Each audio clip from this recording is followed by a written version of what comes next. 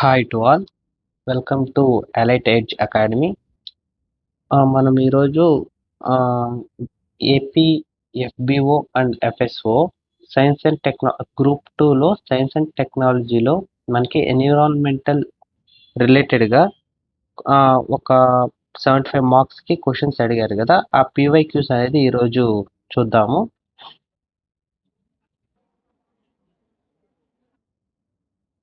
ఇది section B, ఇది group 2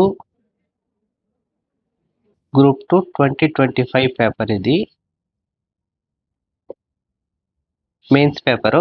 దీంట్లో మనకి సైన్స్ అండ్ టెక్నాలజీలో ఎన్విరాన్మెంటల్ రిలేటెడ్గా క్వశ్చన్స్ ఉన్నాయి, అది ఈరోజు డిస్కస్ చేద్దాము. What is the primary goal of the India's national clean energy fund?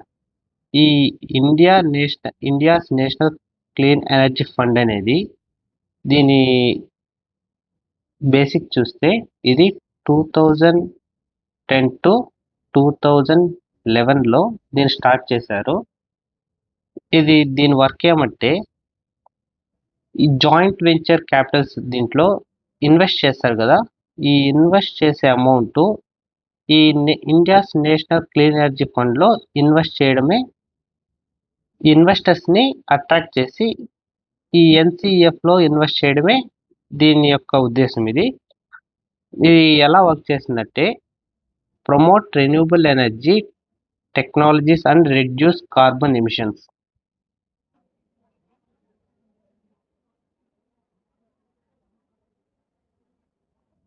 ఇప్పుడు సెకండ్ క్వశ్చన్కి వస్తే నేషనల్ గ్రీన్ ట్రిబ్యునల్. ఈ national green tribunal main work ఏమంటే handling cases related to environmental protection and pollution control. దీనికి కొంచెం డెప్త్కి వెళ్ళి చూసామంటే ఈ ఎన్జిటి అనేది ఒక స్టాట్యుటరీ బాడీ. ఇది ఒక స్టాట్యుటరీ బాడీ. దీన్ని ఎప్పుడు స్టార్ట్ చేశారు అంటే 2010లో స్టార్ట్ చేశారు. ఈ ఎన్జిటి నేషనల్ గ్రీన్ ట్రిబ్యునల్ అనేది మన ఇండియా అనేది వరల్డ్లోకి థర్డ్ కంట్రీ. ఎస్టాబ్లిష్ చేసిన దాంట్లో మన ఇండియా అనేది వరల్డ్లోకి థర్డ్ కంట్రీ. ఫస్ట్ అనేది ఆస్ట్రేలియా ఉంది, అండ్ సెకండ్ అనేది న్యూజిలాండ్ ఉంది, థర్డ్ వచ్చి మన ఇండియా. ఇది ఫారెస్ట్ని, ఎన్విరాన్మెంటల్ని, ఈ pollution కంట్రోల్ని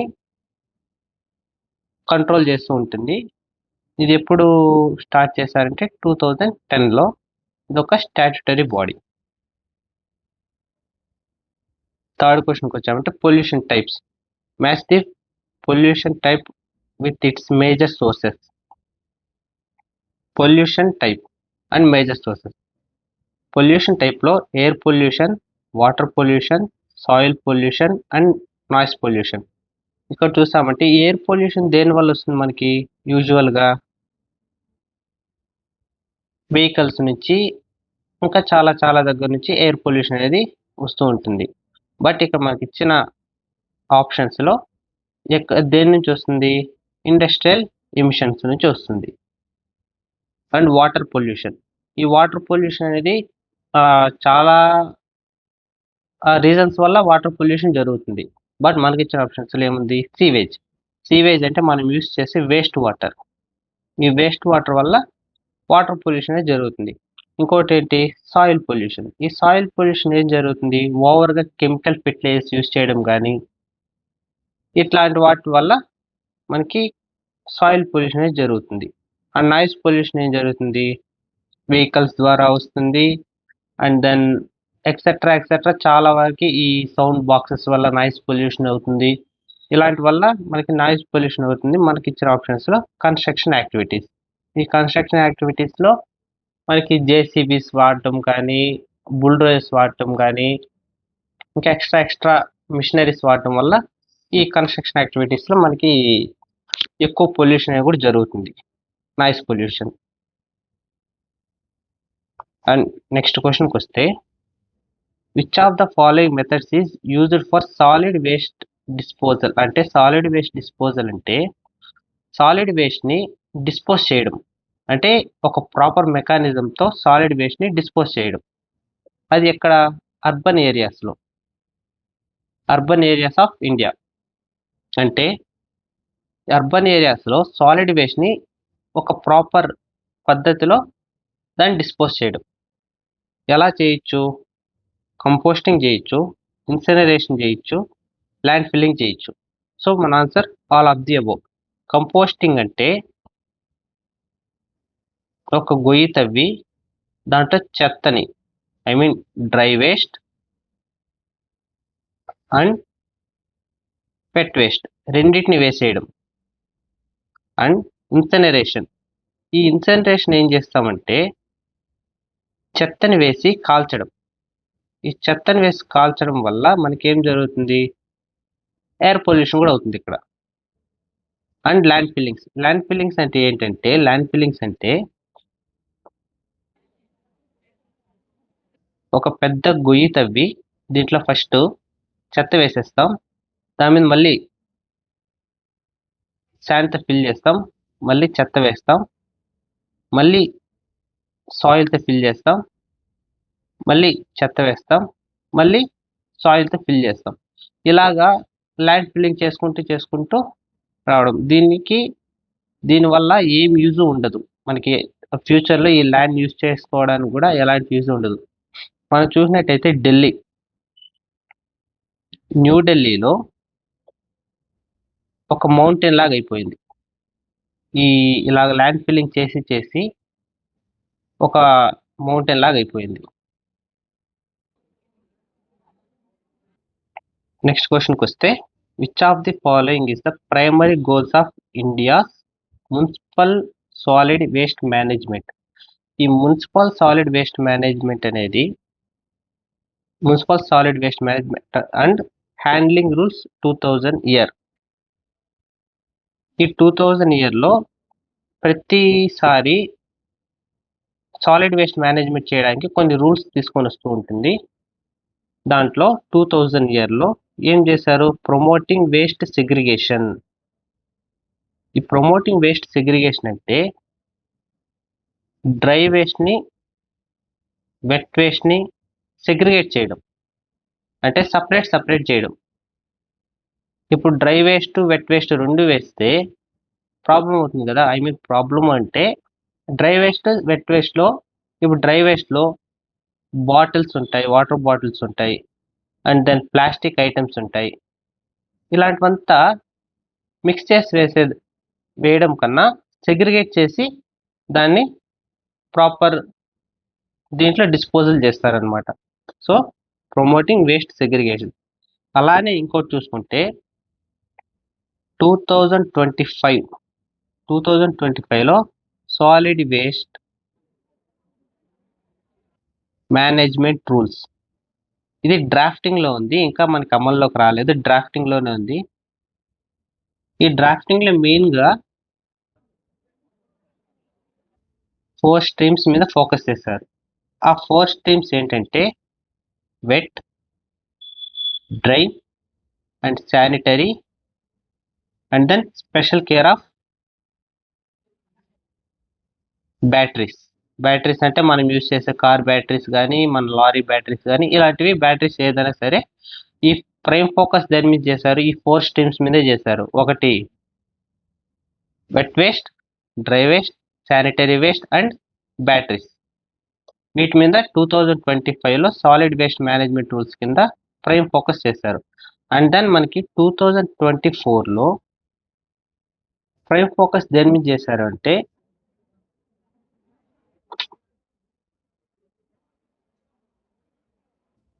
waste reduction, advanced recycling technology and circular economy.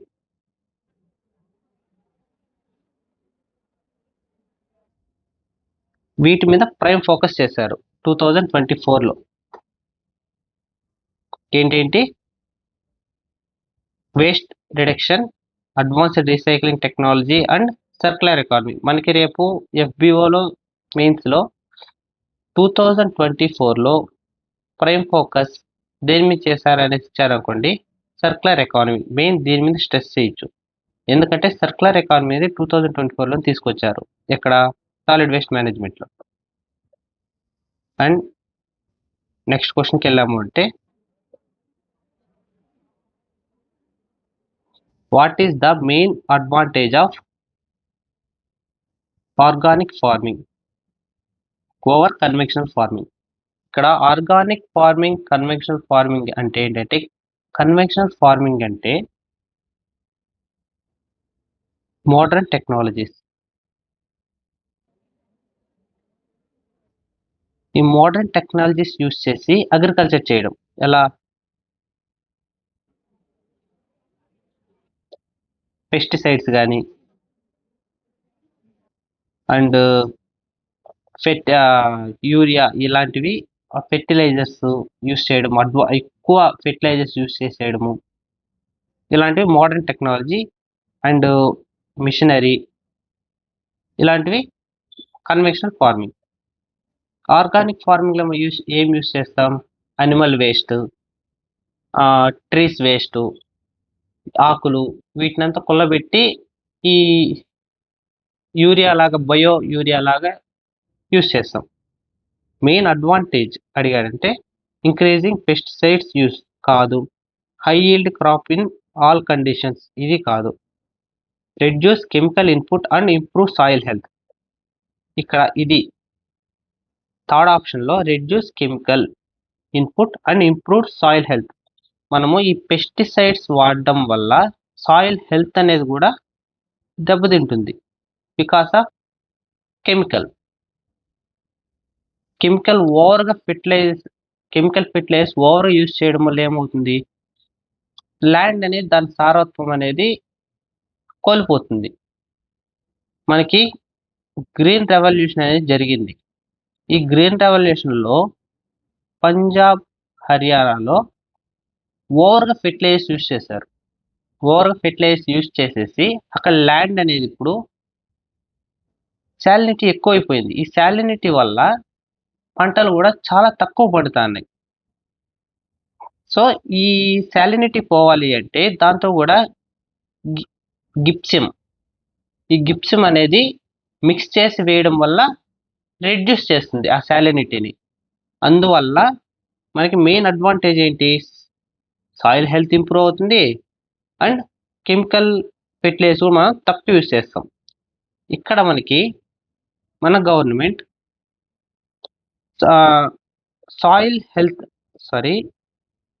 Organic ఫార్మింగ్కి ఒక సర్టిఫికేషన్ కూడా ఇష్యూ చేస్తుంది.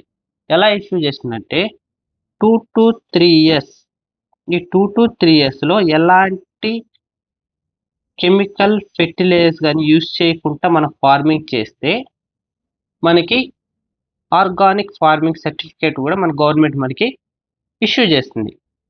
ప్రజెంట్ ఉన్న 2025 వరకు ఫుల్లీ ఆర్గానిక్ స్టేట్ అని ఏంటంటే సిక్కిం. ఇది చాలా ఇంపార్టెంట్. ఈ సిక్కిం అనేది fully organic state. Next question, the primary source of the air pollution. మనము ఆల్రెడీ ఇక్కడ చూసాం క్వశ్చన్లో. అక్కడ ఆప్షన్స్ ప్రకారం ఏమి ఇచ్చారు మనకి? ఎయిర్ పొల్యూషన్కి ఇక్కడ ఆప్షన్స్ ప్రకారం ఇండస్ట్రియల్ ఎమిషన్స్. ఎయిర్ పొల్యూషన్ అనేది ప్రతి దాని వల్ల ఎయిర్ పొల్యూషన్ జరుగుతుంది. ఇక్కడ చూసాము అంటే ఇక్కడ ఏమి ఇచ్చారు? ఎయిర్ పొల్యూషన్ అనేది అగ్రికల్చర్ ప్రాక్టీస్ వల్ల రాదు, ఇండస్ట్రియల్ ఎమిషన్స్ వల్ల కూడా వస్తుంది. కానీ primary source of air pollution సిటీస్లో అడిగాడు. సిటీస్లో ఎక్కువ ఏం జరుగుతుంది? వెహికల్స్, బైక్స్, స్కూటర్స్, లారీస్ అనేటివి చాలా తిరుగుతూనే ఉంటాయి. సో దానివల్ల ఈ సిటీస్లో ఎక్కువ ఆటోమొబైల్ ఎమిషన్స్. ఈ ఆటోమొబైల్ ఎమిషన్స్ వల్ల మనకి ఎక్కువ ఎయిర్ పొల్యూషన్ అనేది జరుగుతుంది. మనకి ఈ అగ్రికల్చర్ వల్ల ఏం జరుగుతుంది? ఇక్కడ మీథేన్ అనేది రిలీజ్ అవుతుంది. ఈ మీథేన్ అనేది ఎందుకు రిలీజ్ అవుతుంది? ప్యాడీ ఫీల్డ్స్ కానీ వీట్ ఫీల్డ్స్ ఇట్లా ఇలాగా ఫీల్డ్స్లో వాటర్ అనేది డేస్ స్టోర్ అయి ఉంటాయి, స్టాగ్నేట్ అయి ఉంటాయి. ఈ వాటర్ స్టోరేజ్ వల్ల మీథేన్ గ్యాస్ అనేది రిలీజ్ అవుతుంది. మీథేన్ గ్యాస్ అనేది దేనికి ఒక ఇండికేషన్ అంటే ఈ మీథేన్ గ్యాస్ వల్ల ఈ మీథేన్ గ్యాస్ రిలీజ్ అవ్వడం వల్ల ఏం జరుగుతుంది అంటే గ్లోబల్ వార్మింగ్ జరుగుతుంది. సో మీథేన్ గ్యాస్ వల్ల గ్లోబల్ వార్మింగ్ కూడా జరుగుతుంది.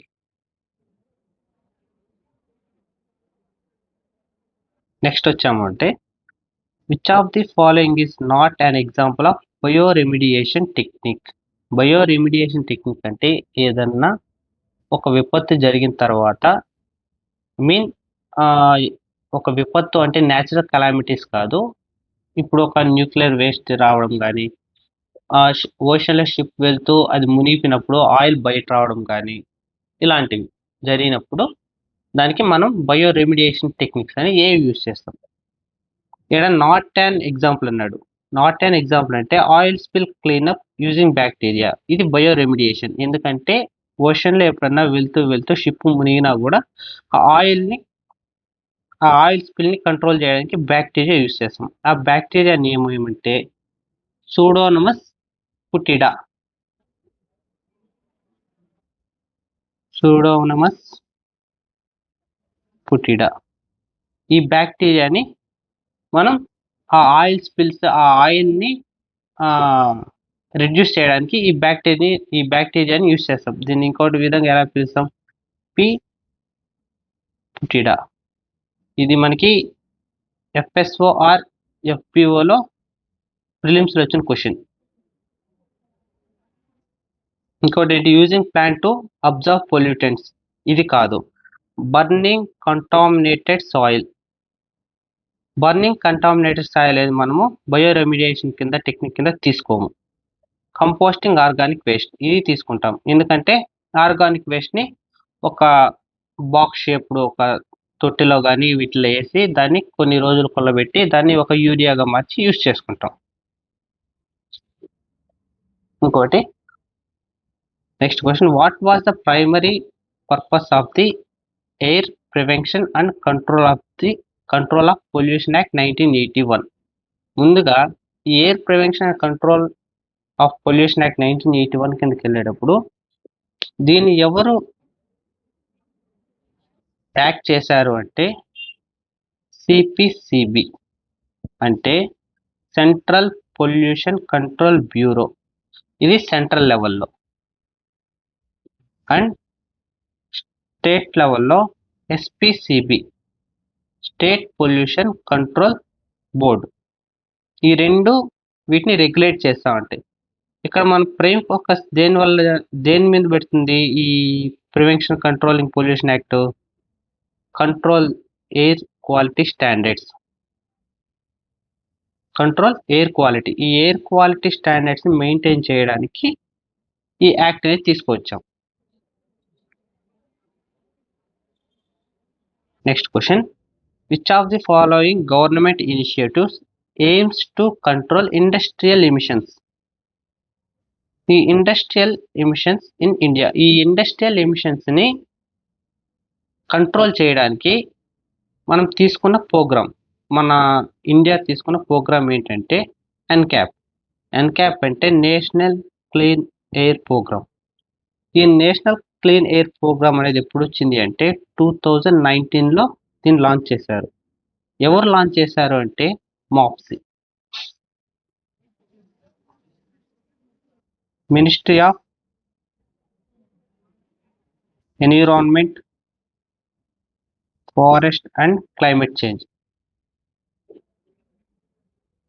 ప్రజెంట్ ఈ మినిస్ట్రీకి హెడ్ ఎవరు అంటే భూపేందర్ యాదవ్.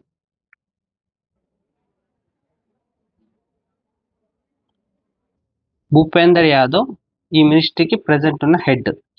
దీని మెయిన్ ఎయిమ్ ఏమి అంటే particulate matter PM10 and PM2.5 ఈ రెండింటిని కంట్రోల్ చేయడమే దీని యొక్క మెయిన్ గోల్.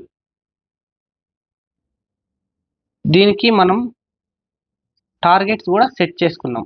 ఎలాంటి టార్గెట్స్ అవి? PM పర్టికులేట్ మ్యాటర్ని 20 to 30% reduced by 2024 2024 కల్లా మనం 20 to 30% రెడ్యూస్ చేయాలి. దేన్ని బేస్ చేసుకొని, ఏ ఇయర్ బేస్ చేసుకొని అంటే 2017 ఇయర్. ఈ 2017 ఇయర్ని బేస్ చేసుకొని 20 to 30% అనేది మనం రెడ్యూస్ చేయాలి. సో నెక్స్ట్ టార్గెట్ ఏంటి? 40%. ఈ 40% అనేది మనం రెడ్యూస్ చేయాలి బై ద ఇయర్ ఆఫ్ 2026. ఈ 2026 లోపు 40% అనేది మనం రెడ్యూస్ చేయాలి. ఇక్కడ 2024 కంతా 20 to 30% అనేది రెడ్యూస్ చేయాలి based on the year 2017 pollution levels. So ఇవి మనం ఈరోజు చూసిన కొన్ని క్వశ్చన్స్. రిమైనింగ్ క్వశ్చన్స్ రేపు మళ్ళీ ఎక్స్ప్లెయిన్ చేసుకుందాము. Okay, thank you.